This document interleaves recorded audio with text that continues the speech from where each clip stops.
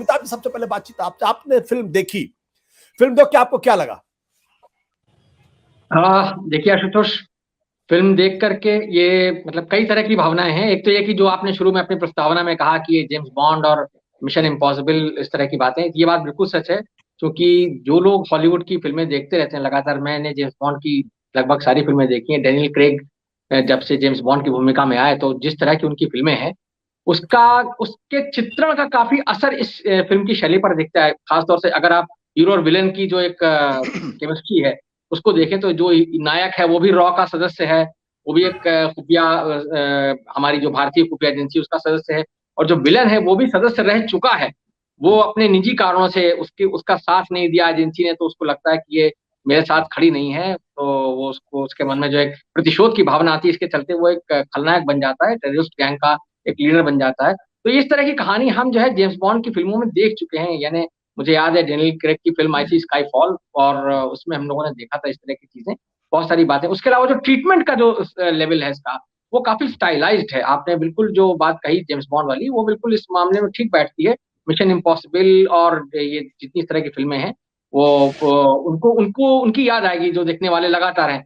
एक तो बात तो ये, दूसरी बात ये कि जो इस फिल्म का कथ्य है, वो कथ्य अपने आप में बहुत इंपॉर्टेंट है। एक तो ये कि जो बात आपने कही कि ये जो गैंग है या जो जो बायकॉट करने वाले लोग हैं, कम से कम ये फिल्म जो है, इस फिल्म का रिलीज होना और दर्शकों की जो प्रतिक्रिया है, वो उस तरह की जो ताकतें हैं जो बहिष्कार का नारा देती हैं, जो मॉरल पुलिसिंग का काम करती है, उनके ऊपर ये एक बहुत बड़ा तमाचा है। उनके लिए एक सबक है कि आप अगर जनता को अपने हिसाब से हाँकना चाहेंगे, तो जरूरी नहीं है कि वो आपकी सारी बातों को मान ले। आपने इस फिल्म के गाने को लेकर के, हीरोइन के बिकनी के रंग को लेकर के जो तमाम बवाल खड़ा किया गया कि इससे आस्था आहत होती है, उस सारे तर्क को जनता ने नकार दिया है। और बहुसंख्य जो देखने वाले हैं, जाहिर बात है वो इस देश में बहुसंख्य आबादी जो है जी। बहुसंख्यकों की हिंदुओं की है, तो वो बहुसंख्य लोग देखने वाले हिंदू धर्म संप्रदाय के ही लोग होंगे, और उन्होंने इस चीज को नकार दिया। एक चीज और है, मैं शुरुआती टिप्पणी में ये जरूर कहना चाहूंगा कि ये फिल्म जो है, इसका जो नैरेटिव है, वो कहीं ना कहीं आशुतोष एक जो हमारे हिंदी सिनेमा में पिछले कुछ समय से एक प्रवृत्ति आ गई थी कि मुस्लिम किरदारों को हम जिस तरह से दिखाते थे, उसके बिल्कुल ठीक उलट ये एक राष्ट्रवादी मुस्लिम नायक को प्रतिस्थापित करती है एक पॉपुलर सिनेमा के नैरेटिव में। बिल्कुल एकदम पैसा वसूल धांसू मसाला फिल्म है।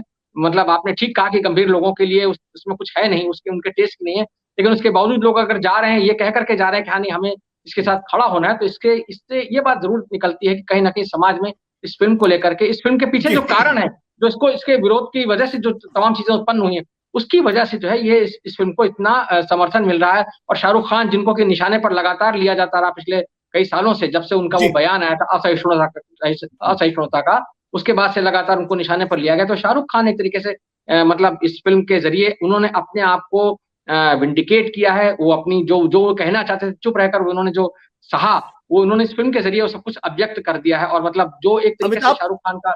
जी जी। अमिताभ, पूरी माफी के साथ, जी आपने जी। कहा कि राष्ट्रवादी मुसलमान, तो क्या देशद्रोही मुसलमान भी इस देश के अंदर है, या नहीं शाहरुख है, खान ने नहीं, मैं साबित ये किया नहीं ना? कह रहा हूँ, मैंने ये हाँ। नहीं कहा, मैंने फिल्म की बात कही है।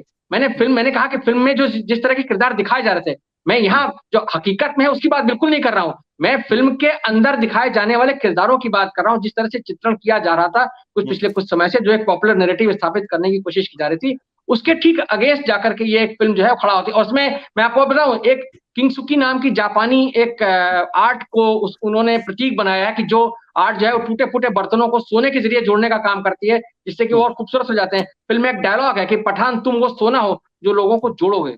तो वो जो एक चीज है ना, वो कुल मिला करके कहीं ना कहीं उस तरफ ले जाती, जो मैं कहना चाह रहा हूँ कि हाँ, एक ये नैरेटिव जो है इस फिल्म ने स्थापित किया है, जो अपने आप में बहुत खूबसूरत बात है, और एक बहुत सलीके से इस चीज को स्थापित किया गया, उसके लिए कोई बहुत बिल्कुल। प्रोपेगेंडा जैसा नहीं किया गया है।